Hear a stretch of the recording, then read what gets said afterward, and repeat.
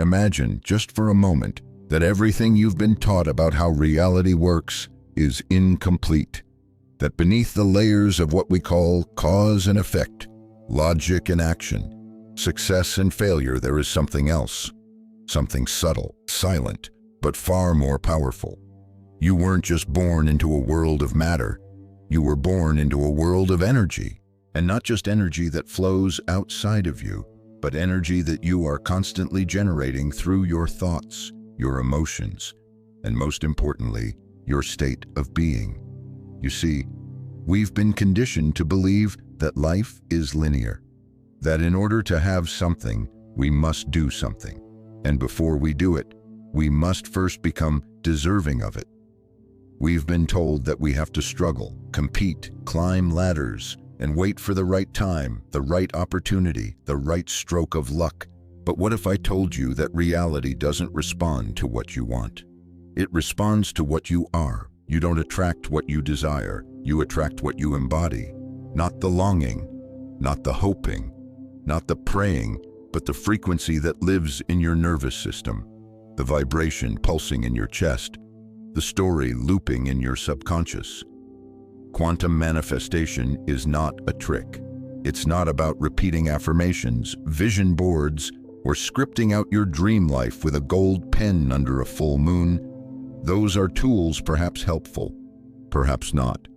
But they are not the mechanism. The mechanism is vibrational coherence.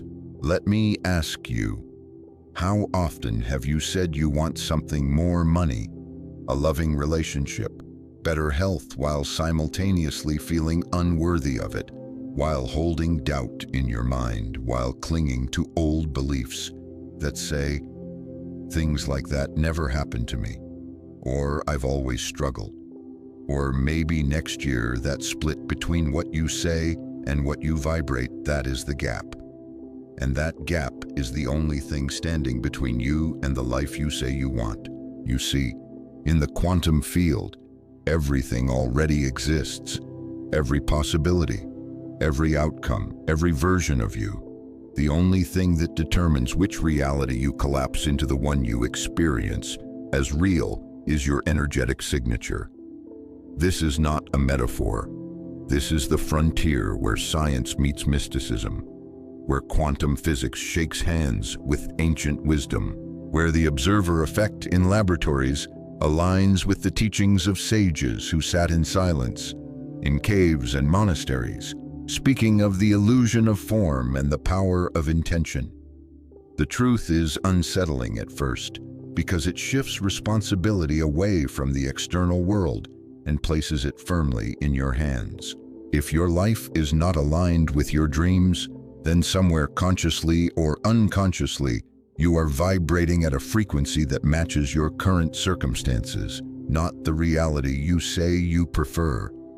And so the work is not to chase, not to hustle, not to manipulate the outer world like a chessboard. The work is to attune, to become, to align so completely with the frequency of your desired reality that it has no choice but to rise up and meet you, to calibrate your body, your breath, your language, and your choices to match the future you seek. And that begins not tomorrow, not next year, not when you feel ready, but now, right now, in this moment. As you listen to this voice and feel the words land somewhere inside your body, you are either in resistance to the life you want, or you are allowing it. Quantum manifestation is simple, but it is not easy, because simplicity requires honesty. It requires that you stop blaming the economy, your parents, your past, your partner, your boss, or your bad luck. It requires that you stop waiting for proof before you believe, and start believing so deeply that your belief becomes the proof. And yes, this kind of work is not for the faint of heart.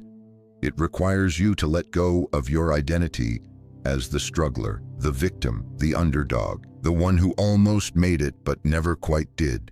It requires you to abandon the comfort of your suffering, to stop rehearsing the pain, to stop building a home out of your history. And that is terrifying, because even when the old story hurts, it's familiar. And the unfamiliar, no matter how beautiful, is still unknown. But here's the paradox: until you're willing to be uncomfortable in the unknown, you cannot receive the miraculous. The miraculous lives in the unknown. And manifestation, true manifestation, is nothing short of miraculous. Not because it defies natural law, but because it obeys a deeper one.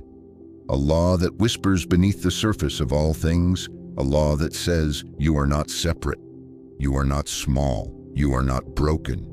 You are creation, creating itself. So before we dive into techniques, tools, or stories, I invite you to pause, right here, right now, and ask yourself, what am I broadcasting into the field? Not just what I'm thinking, but what I'm embodying, what I'm rehearsing emotionally day after day, what I believe I deserve, not in theory, but in the quiet space of my heart, because that is the frequency you are sending. And that frequency is being answered faithfully, consistently, without judgment by the field of infinite potential that surrounds you. This video is not about changing your life. It's about changing your state. Your state of being is the gateway to all that you seek. And once you understand how to shift it, not occasionally, but habitually, you will find that reality begins to shift with you. Subtly at first, then suddenly. And that, dear listener, is where the journey begins. There is a moment, a quiet moment, when science and mysticism no longer argue, when instead of contradicting each other, they begin to point toward the same truth, from different angles.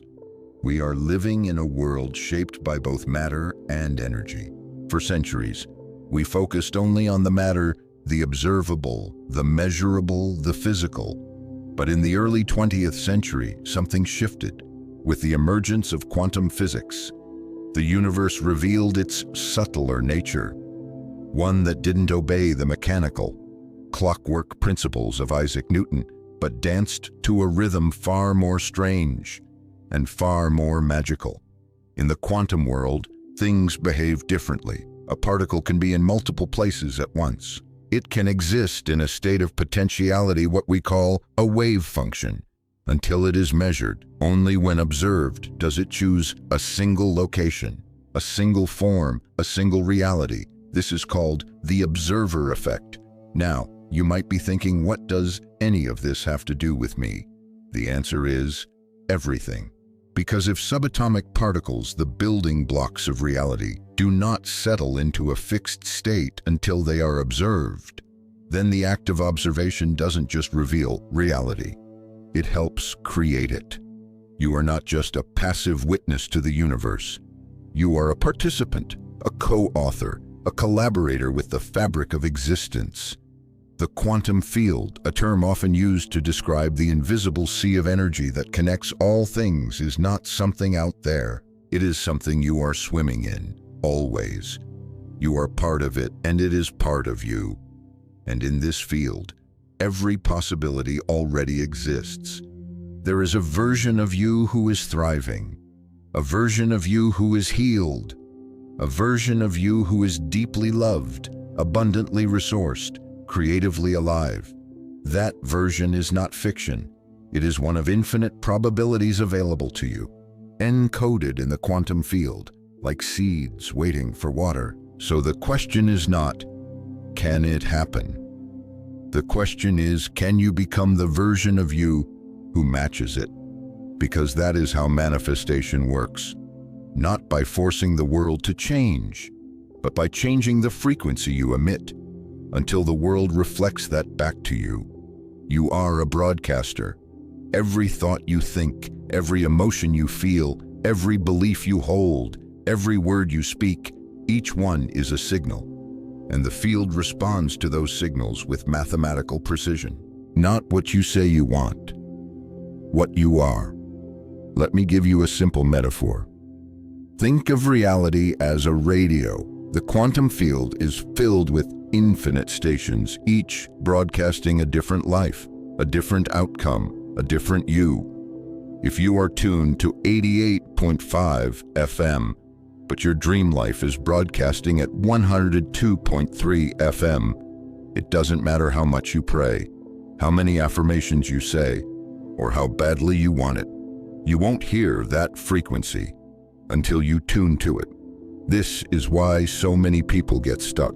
They affirm one thing but vibrate another. They speak of abundance but carry the frequency of lack. They visualize love but exude fear. They chant mantras for health while embodying stress. And then they say, manifestation doesn't work. But manifestation is always working. It cannot not work, because the field is always responding. You just may not be liking what it's responding to. That's not a judgment, it's a revelation. And it is incredibly empowering if you are willing to take responsibility for your energy. Now let's go deeper.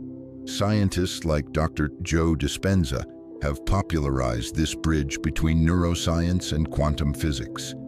He explains that when we hold a thought for long enough, especially when that thought is charged with strong emotion, we begin to rewire the brain. We change the neural pathways.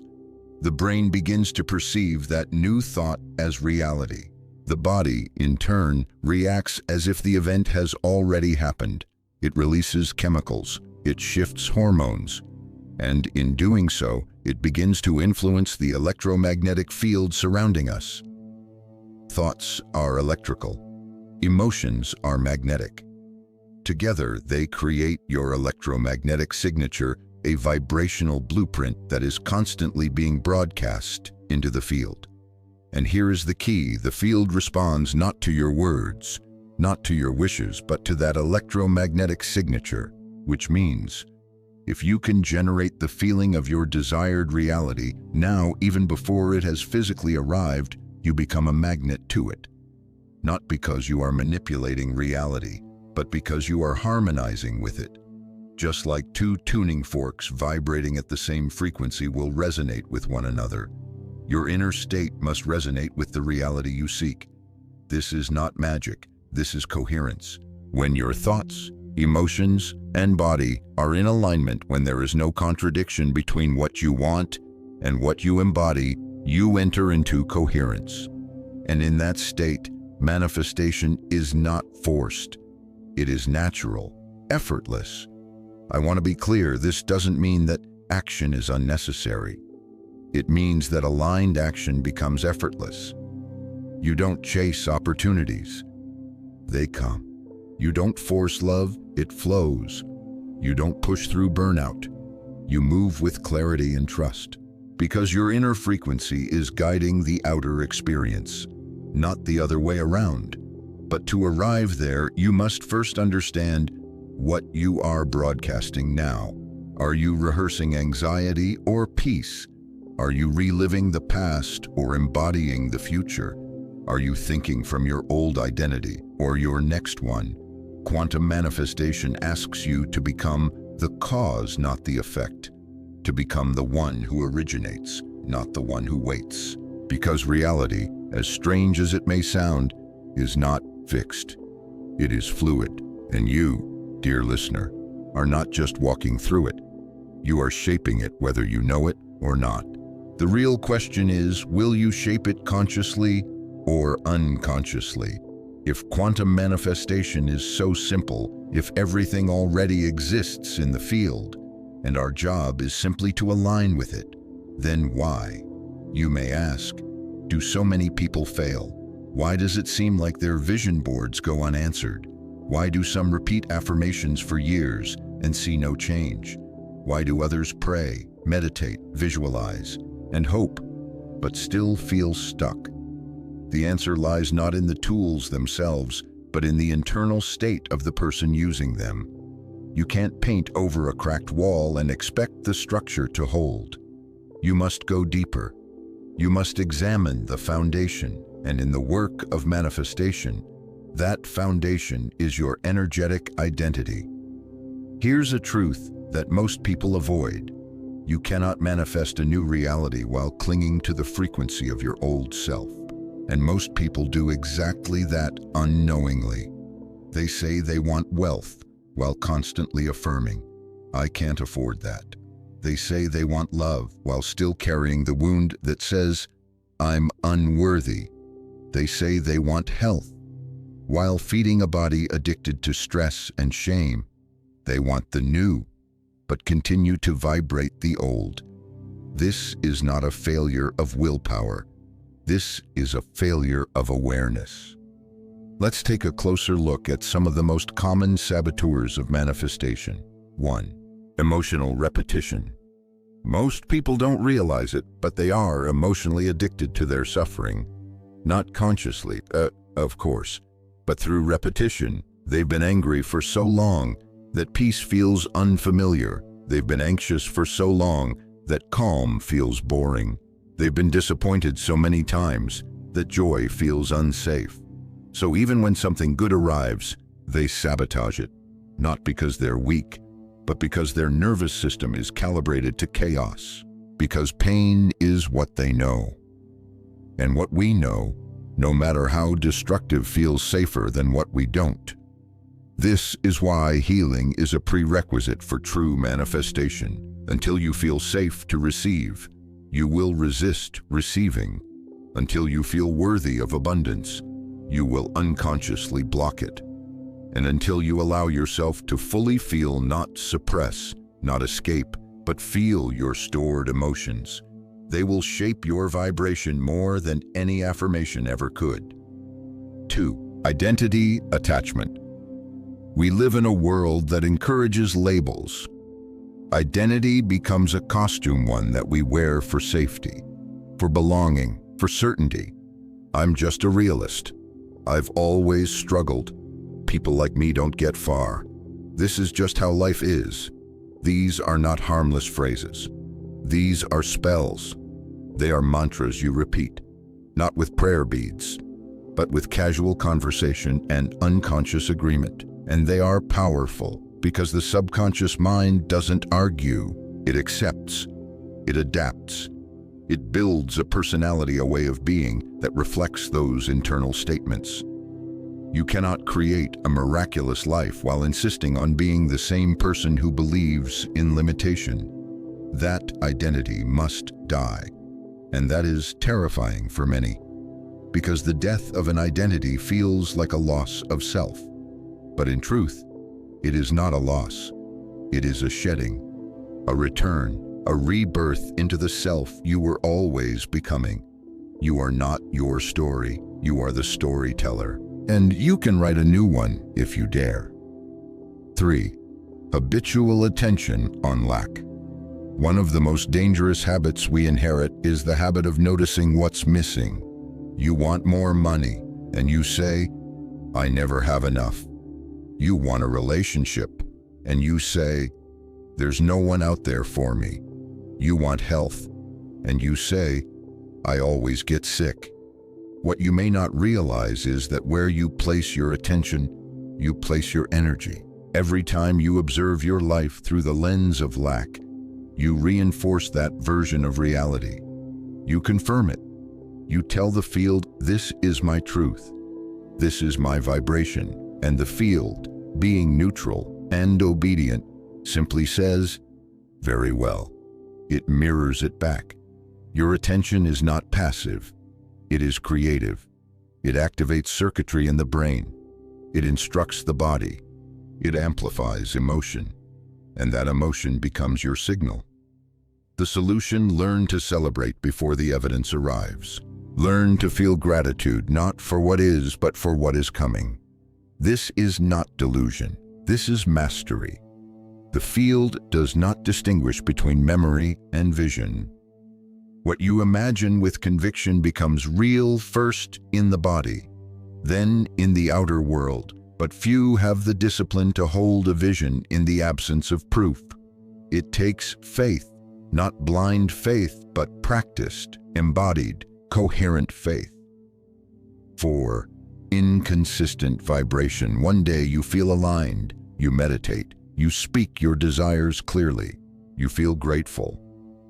The next day you spiral, you doubt, you fear, you return to your old baseline. This inconsistency is what breaks the circuit.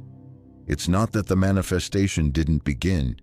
It's that your signal was too erratic to stabilize the new timeline. Think of it like this: if you want to tune into a song, but you keep switching frequencies every hour, the song will keep cutting out. It may never play in full. You'll catch glimpses, but never the full melody. Consistency is coherence, and coherence is what bends the field. It tells the universe, I am no longer just visiting this frequency, I live here now. And when that happens, the field reorganizes to match your new address. This takes practice. It takes awareness. And most importantly, it takes willingness. You must be willing to release the emotional signatures of the past. You must be willing to live without proof. You must be willing to become the person your future requires, not just visit that version of you when it's convenient. This is the work. This is the price of alignment. And it is always worth it, because the moment you stabilize your vibration, manifestation becomes inevitable.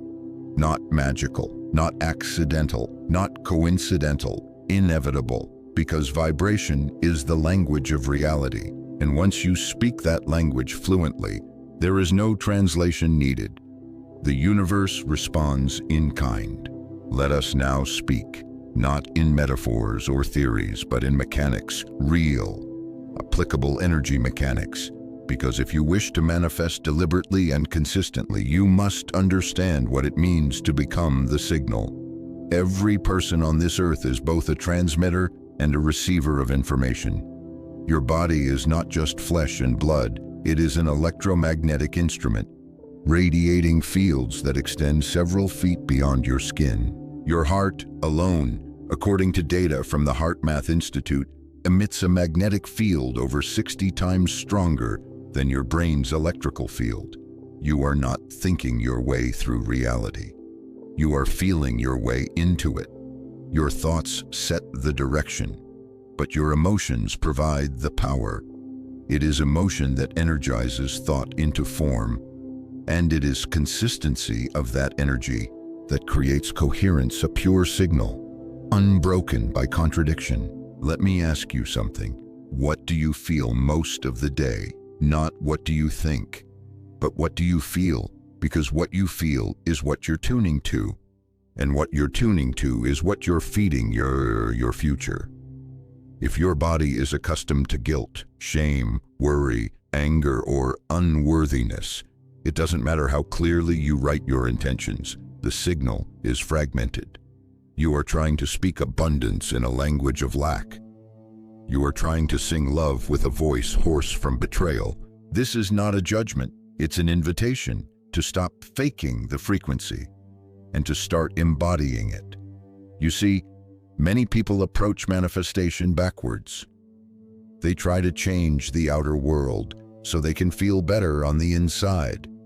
They say, when I have more money, I'll relax. When I find a partner, I'll feel whole. When I heal my body, I'll be grateful. But the field doesn't work that way. The field doesn't respond to your hopes. It responds to your energetic state right now. So you must reverse the order. Relax first, feel whole first, feel grateful first, and then the outer world mirrors that signal. Let's break it down into the 3 core components of becoming the signal. 1, clarity of thought. You must know what you want, not vaguely, not hypothetically, but clearly. A fuzzy signal creates a fuzzy result. The field cannot deliver a reality you are undecided about. Clarity is not about control, it's about alignment. Ask yourself, what would I love to experience? Who would I be if I already had it? How would I think, speak, and move through the world? Answer those questions with specificity. Then hold that vision not obsessively, but reverently, as if it were already real, as if you were remembering it, not wishing for it. 2, emotional integrity. This is the fuel, the charge, the part most people skip. Your body must feel the reality you are imagining, not just once, not just during meditation, but often, consistently, repeatedly. If your intention is a thought, your emotion is the amplifier. Together, they create your field signature. But if the thought says abundance and the emotion says fear, the field listens to the louder one. And emotion always speaks louder than words. So the work is not to suppress fear, it's to transform it, to replace it with elevated emotion, gratitude, awe, love, certainty. And yes, it will feel unnatural at first, because the body is addicted to the old chemistry. But if you persist, if you teach your body a new feeling, the signal will begin to change, and with it, the world around you. 3. Behavioral congruence. Your actions must align with your new identity. This is where most people falter. They feel good during meditation and then go back to their old habits. They embody abundance in thought, but spend every dollar in fear. They visualize love, but close their hearts when someone comes close. Energy is not only internal, it's expressed in how you walk, how you speak, how you choose. You cannot become a new vibration while acting from the old one. So ask yourself, what would this version of me do today? How would they respond to this email? What would they say yes to or no to? How would they treat their body, their money, their relationships? Then act accordingly. This is not pretending, this is embodied rehearsal, because the more often you behave from the future self, the sooner that future becomes familiar, natural, real, and reality will respond, not by force, but by resonance. Let me give you a more grounded example. Imagine you're tuning a guitar. One string is out of tune. You can try to compensate with all the others, but the music will always sound dissonant. Only when each string vibrates in harmony does the full instrument sing. You are the instrument. The field is the chamber, and life itself is the song. If your thoughts, emotions, and actions are discordant, the music falters, but when they are in tune, reality harmonizes. It sings with you.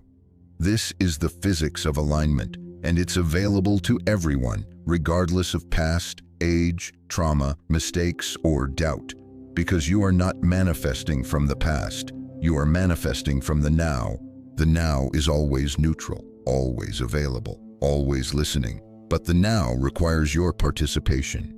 It requires you to stop waiting for external permission, to stop looking for signs before you believe, to stop measuring your progress with your senses, and begin measuring it with your vibration. This is subtle work, but it is the most powerful work you will ever do. Because the moment you become the signal, the clear, coherent, embodied signal of your desired reality, you are no longer chasing life. Life is responding to you.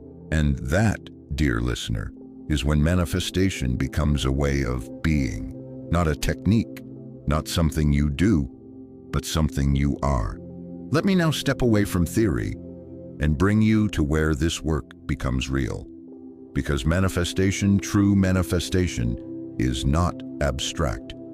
It's not confined to spiritual retreats or theoretical discussion. It is happening every day through ordinary people who choose to embody extraordinary energy. And when they do, reality shifts. Let me tell you 3 stories that begin in pain, in limitation, in uncertainty, but don't end there. Stories that show what becomes possible when you become the signal. Story 1. The woman who healed without medicine. Her name was Claire. At 34, she was diagnosed with an aggressive autoimmune disorder, her joints inflamed, her immune system attacking itself. Doctors said there was no cure, only management through steroids and lifelong medication. She began treatment, but with each passing month, the side effects grew. Fatigue, hair loss, anxiety, a fog that never lifted. One morning, Claire sat on her bathroom floor and wept, not just from pain, but from helplessness. She realized something terrifying. She no longer believed her body could heal. And in that moment, something cracked open. Not rage, not rebellion, something deeper, a quiet voice, one that said, "You are not powerless. You've just forgotten where your power lives." She began to study, not alternative medicine, but energy. She learned about the nervous system, the quantum field, the power of belief and embodiment. She found mentors who didn't just treat symptoms, but taught her how to rewire her inner world. And she committed. Every morning, Claire meditated not to escape her body, but to send it a new signal, one of love, one of safety. She began to visualize her immune system restoring balance, her cells communicating harmony, her tissues receiving instructions from a new identity. She stopped saying, "I have a disease." She started saying, "My body is listening." Within 2 months, her inflammation reduced by 60%. Her blood work began to normalize. Her doctors were stunned. Within 9 months, she was off all medications. But here's the truth. The real miracle wasn't the physical healing. It was the fact that she changed the story. She stopped identifying with illness. She stopped vibrating powerlessness. And the field responded. Story 2. The man who attracted his dream life by letting go of control.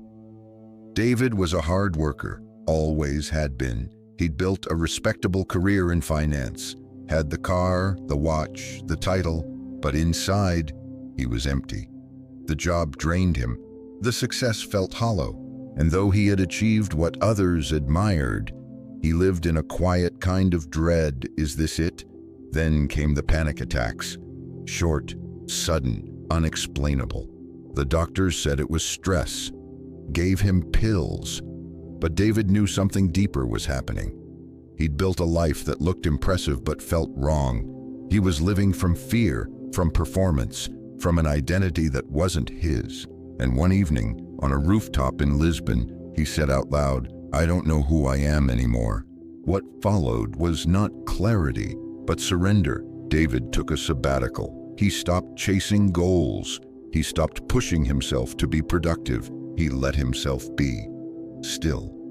And in that stillness, something emerged. He started painting, just for fun, something he hadn't done since college. He moved to the countryside, read poetry, learned how to breathe again. And for the first time in his life, he began to feel alive. He wasn't trying to manifest a new life, but his vibration had changed. And so, life changed with it. 6 months later, an art collector discovered his work. A year later, he was making more money painting than he had in finance. But more than money, he had joy, fulfillment, a relationship that wasn't based on performance, but presence. Because David learned this, you don't manifest what you chase. You manifest what you are willing to become. And sometimes, becoming means letting go. Story 3. The single mother who became a lighthouse. Maria had 3 kids. No partner, no support system.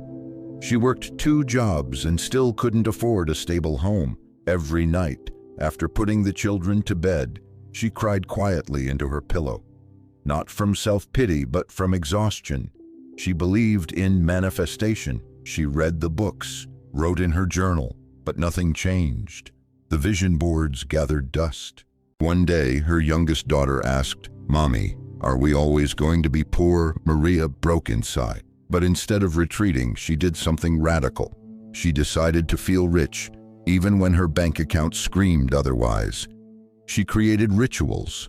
Every morning, she played classical music and lit a candle while getting the kids ready so they could feel what wealth felt like. She thanked the old couch, treated their secondhand clothes with reverence. She found joy in small things, not fake gratitude, but sacred attention. She walked like a queen in the supermarket. She smiled at herself in the mirror. She shifted from waiting to become to being. Within a year, everything changed. An old friend offered her a partnership in a small business. She found a new home. Her children began to thrive. And one evening, her daughter said, "Mommy, we're lucky now." But Maria knew better. They weren't lucky. They were aligned. 3 stories, 3 different people, 1 truth. Reality does not shift until your vibration does. These people did not trick the universe. They tuned themselves. They changed their emotional baseline. They stepped into an identity that matched the life they desired, and the field responded. It always does. Not immediately, not perfectly, but unfailingly. Because quantum manifestation is not about deserving. It's about resonating. And resonance is available to anyone willing to do the inner work. There is no sustained transformation, no quantum shift without identity work. You cannot manifest a life that contradicts the person you believe yourself to be. You can't live as a victim and receive the life of a sovereign. You can't cling to a story of scarcity and expect abundance to feel at home in your field. Because every reality you desire already has a version of you living it. But that version of you doesn't just think differently. They are different. They move differently, speak differently, say yes to things you might avoid, say no to things you still tolerate. They walk with a new posture, a new tone, a new magnetic presence that emerges not from arrogance, but from energetic congruence. And if you wish to collapse into that timeline, you must become that version. That is the heart of identity alchemy. But here's the paradox: most people don't know who they are. They only know who they've been told to be. Since childhood, you've been absorbing programs. Some spoken, some unspoken, some passed down by wounded parents, fearful teachers, or a culture obsessed with limitation. You learned to shrink, to doubt, to obey, to expect struggle. You learned who you should be at the cost of who you truly are. And over time, those learned patterns became your identity. I'm shy.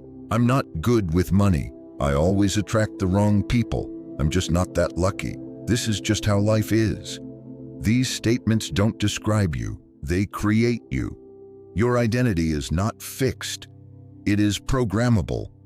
And whether you are conscious of it or not, it is being programmed every day by your emotions, your choices, your self-talk, your relationships, and your environments.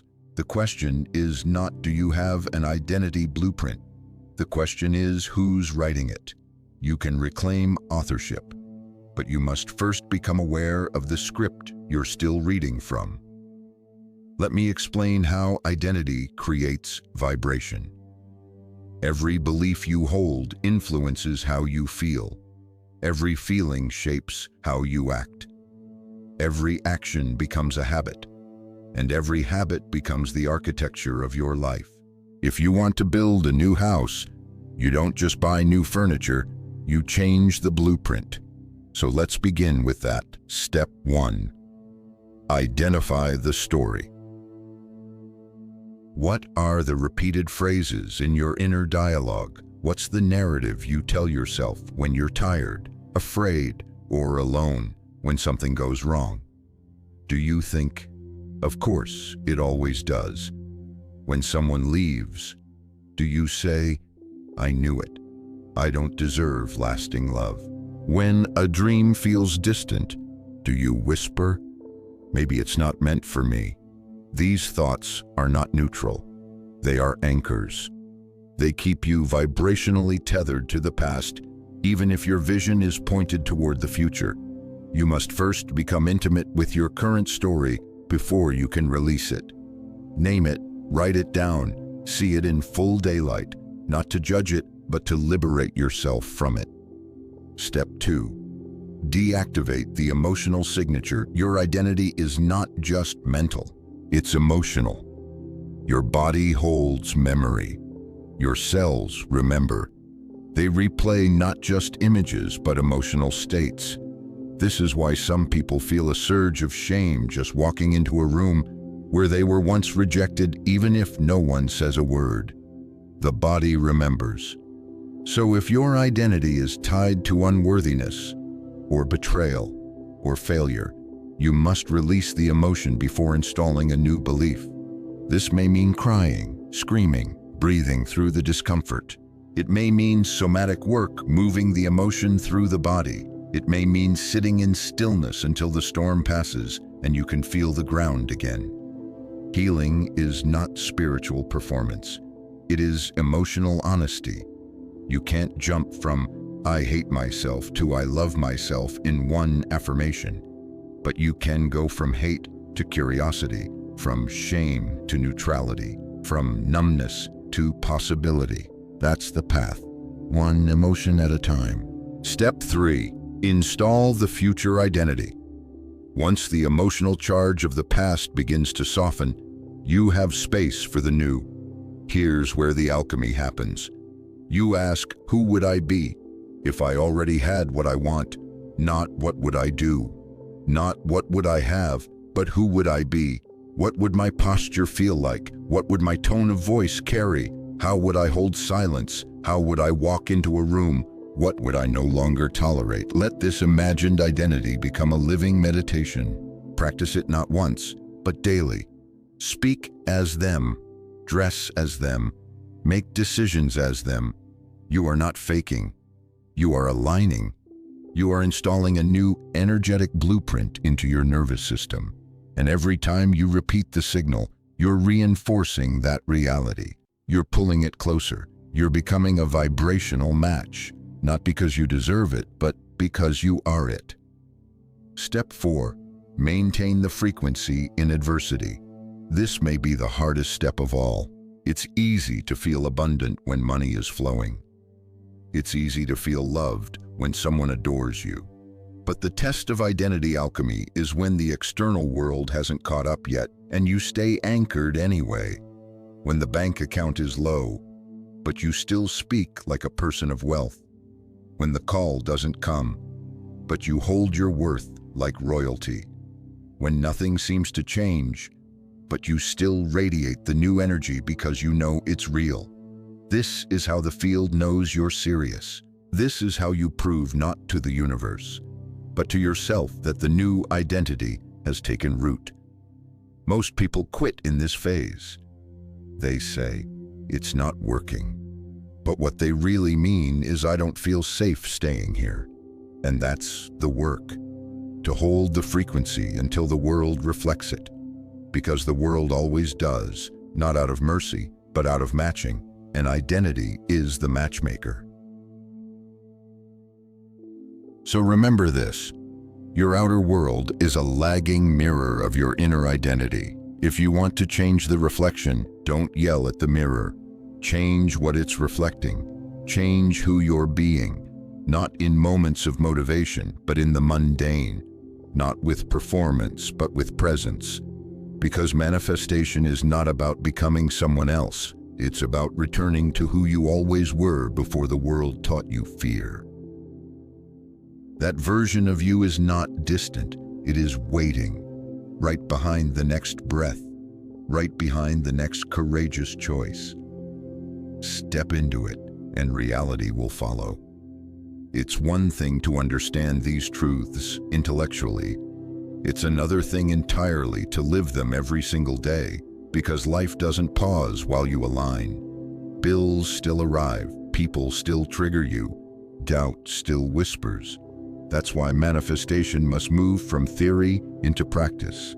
It must become your daily discipline, a lived frequency, not a conceptual philosophy.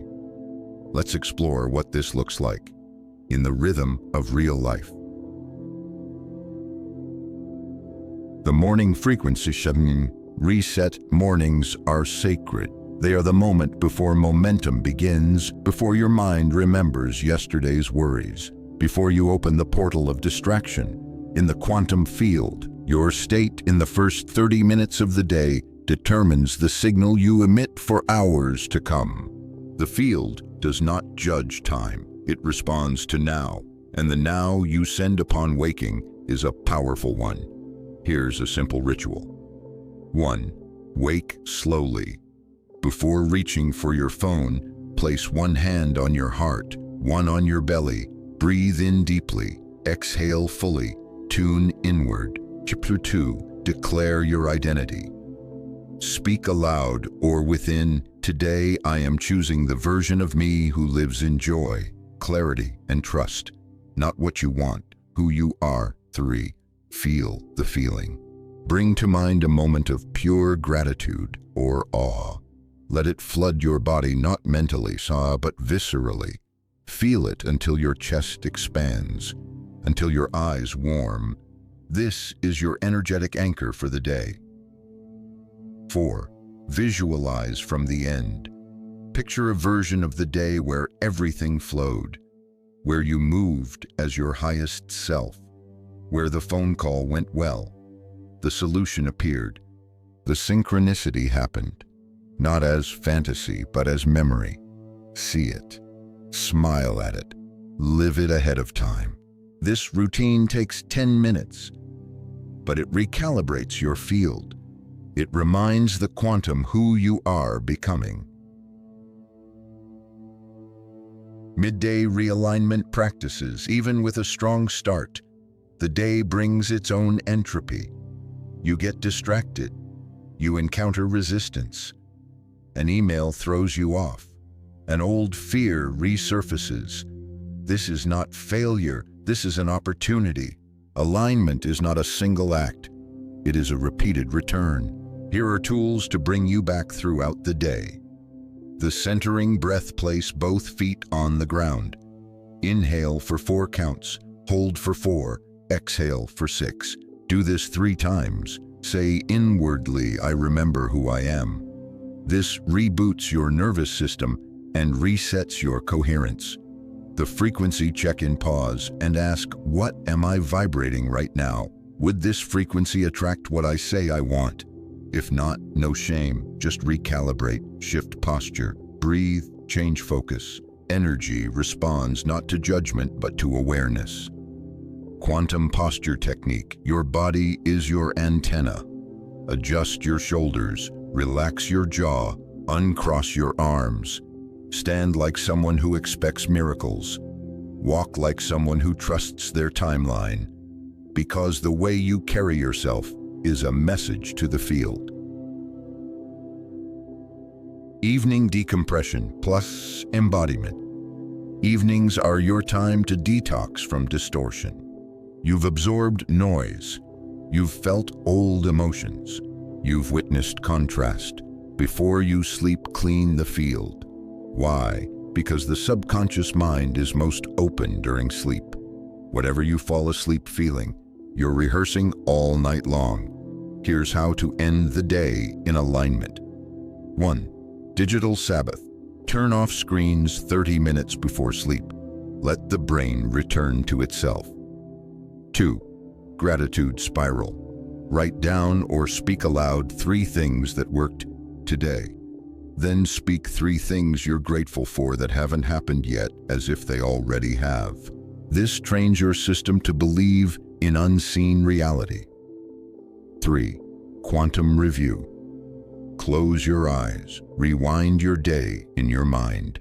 Ask, where did I drift into fear? Where did I hold my new identity? Celebrate the wins. Forgive the rest. Say, I am becoming, and that is enough. 4. Sleep in the signature. Choose a feeling: peace, love, certainty. Imagine wrapping it around your body like a blanket. Drift into sleep, not with worry, but with resonance. You are teaching your subconscious the frequency of your future. Weekly reset manifestation checkpoint.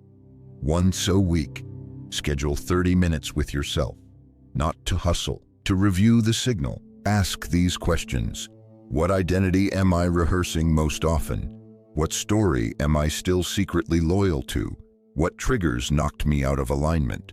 What did I manifest this week, big or small? Where did I grow in trust? Write down the answers, speak them aloud. This is your vibrational audit, because awareness equals acceleration. What you track, you empower.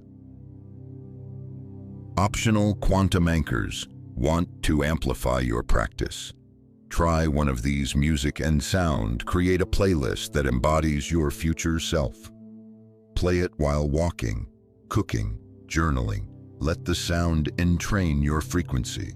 Water rituals. Before a shower, speak intentions over the water as it flows. Imagine it washing off old identities. See it blessing the new version of you. Sacred silence once a week. Sit in silence for 10 minutes. No technique, no goal, just presence. Let the field speak to you, not in words, but in sensations. When you fall off track, you will forget. You will spiral. You will feel like nothing's changing. Good. That means you're human. The power lies not in perfection, but in the return. When you drift, say, this too is part of the recalibration. Don't shame yourself. Don't wait to feel ready. Just come back. One breath, one thought, one choice, again and again and again. This is how the signal becomes stable. This is how you build momentum. This is how your new self becomes second nature. Make alignment your lifestyle. Manifestation is not something you do for 20 minutes a day and forget. It is a lifestyle, a way of breathing, a way of being. It is the invisible foundation behind every decision, every word, every interaction. And when lived consistently, your life doesn't just improve. It reorganizes. It reflects your essence, not your effort. It dances with you, because energy, unlike matter, responds instantly to resonance. And the more you remember that, the less you will try to control, and the more you will simply become. Quantum manifestation is not new. It may wear the fresh garments of modern science, the language of frequency and fields, but its essence is ancient. Long before we spoke of vibration, coherence, and potentiality, the mystics of the world were already whispering its secrets, not in formula, but in silence. Let's begin in the East. Buddhism, emptiness, and the non-self. In Buddhist thought, reality is seen not as fixed, but as arising from causes and conditions. There is no permanent thing, only patterns. Only impermanence, only flow. The Buddha did not teach us to manifest. He taught us to see clearly. He spoke of anicca, impermanence, of anatta, no self, and of dukkha, the suffering that arises when we cling to what is always changing. This is quantum truth. In the quantum field, particles are not solid until observed. They exist in a state of emptiness possibility. It is attention that gives them form. It is identity that gives them meaning. Buddhist meditation is a practice of tuning, not to gain something, but to let go of what distorts. To sit in presence, to become the observer, to watch the mind without reacting to it, to detach from the craving, the aversion, the illusion of separation, and in doing so, something strange happens. Peace emerges, stillness reveals truth, and manifestation becomes unnecessary because you are no longer lacking anything. You are in union with the moment. This is the highest form of manifestation, to need nothing and receive everything. Because your frequency is not trying to attract, it is radiating completeness. That's what the Buddha meant when he said, the mind is everything. What you think, you become. But he also knew something deeper. It's not just what you think, it's how you think it. With attachment, with fear, with resistance, or with clarity, spaciousness, and compassion. When your vibration is clean, the field responds. because you are no longer creating from ego, but from emptiness, and emptiness is infinite. In Taoism, flow, non-force, and the way in Taoist philosophy.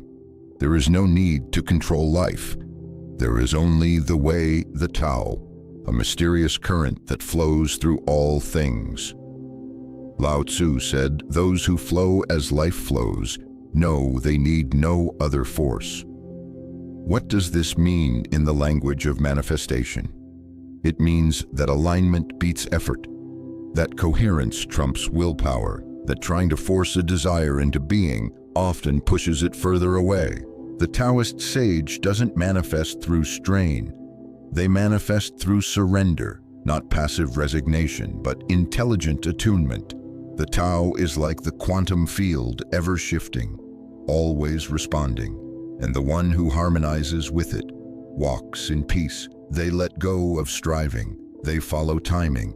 They trust pauses as much as progress. This is what the quantum calls non-local intelligence, the idea that there is a wisdom in the field greater than logic, greater than planning, greater than linear thinking. Taoism invites us to move with this intelligence, to let go of resistance, to stop chasing and instead listen. Listen for when to act, when to wait, when to let go. In this way, manifestation becomes not a goal but a byproduct, a side effect of being in tune. Christian mysticism, faith, and the kingdom within. Even in Christian tradition, there are echoes of this truth. The words of Jesus carry frequencies of quantum reality. According to your faith, be it unto you, the kingdom of God is within you. If you have faith as small as a mustard seed, nothing will be impossible for you. What is faith, if not the ability to hold vibration in the absence of physical evidence? What is the kingdom within, if not the field of potentiality encoded in your consciousness? The mystics of the early Christian world, like Meister Eckhart, Hildegard of Bingen, and Teresa of Avila, spoke not of doctrine, but of union. They described states of oneness, of light, of surrender, of divine resonance. These were not metaphors, they were experiences, states of coherence, where the self dissolved, and what remained was love. And in that love, life changed, not because they forced it, but because they became the signal of peace, of grace, of generosity, and reality mirrored that signal with miracles. Miracles were not suspensions of natural law, they were expressions of a higher law. And so it is with manifestation. You are not commanding the universe, you are communing with it. Indigenous wisdom song, ceremony, and the spirit world across indigenous traditions, from the Aboriginal Dreamtime to Native American vision quests, there is a deep understanding that reality is not solid. It is sung, danced, dreamed into being. In Aboriginal culture, the land itself was formed by the songs of ancestral beings. To walk the land was to walk the story, to harmonize with the frequency of creation. The elders understood something quantum. You do not observe reality. You participate in it. Ceremony is not ritual for show. It is an act of tuning, of opening portals, of remembering power, of asking permission not from gods, but from the field of living intelligence that surrounds and supports all things. In these traditions, manifestation is not for the self alone. It is for the collective, for the land, for harmony, and so it is sustainable. Because when your vibration serves more than just your own desire, it becomes stronger. It is amplified by intention, by spirit, by ancestry. You're no longer manifesting from separation. You're manifesting from relationship. And relationship in its purest form is resonance. So what do these traditions teach us? They teach us that the power is not in the technique, but in the being. Not in control, but in clarity. Not in demand, but in alignment. They remind us that the highest form of manifestation is becoming whole, and from that wholeness, life reflects. They teach us to release the ego's timeline, to trust the mystery, to feel before we see, to create from love, not lack. These are not just spiritual values, they are energetic technologies, and the quantum field responds to them just as surely as it responds to vibration, because it is all one. There is no science without spirit, no manifestation without presence, no field without faith. The ancient ones knew this, and now so do you. If you've come this far, you are no longer just curious. You are ready. Ready not for more information, but for embodiment, for ownership, for alignment so consistent, so real, that the universe has no choice but to rearrange itself around the new you. But let me tell you something plainly, this isn't about tricks. This isn't about hacking the universe. It's not about getting what you want, so you can finally feel worthy, or whole, or safe. It's about realizing you already are. That the most powerful shift you can ever make is this: to stop manifesting from the person who is lacking, and to start manifesting from the person who remembers. Because all of this, the visualizations, the rituals, the rewiring of thought, is not to create something from scratch. It is to remove the noise that has blocked what's already yours. You don't create abundance, you tune into it. You don't invent love, you resonate with it.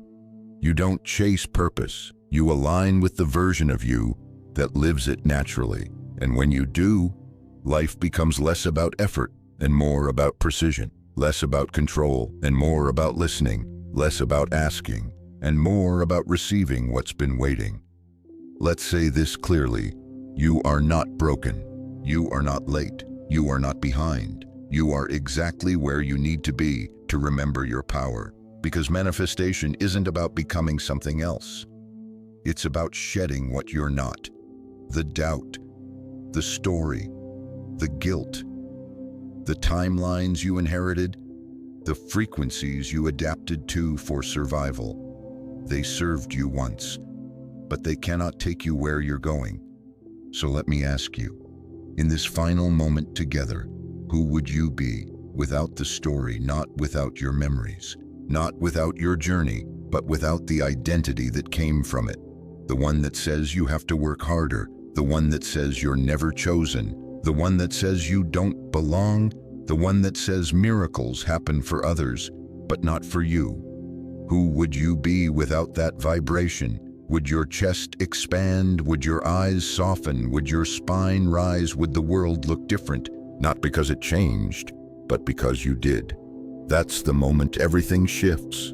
Not when the money hits, not when the partner arrives, not when the dream job calls, but when your energy becomes so aligned, so coherent, that those things cannot help but appear.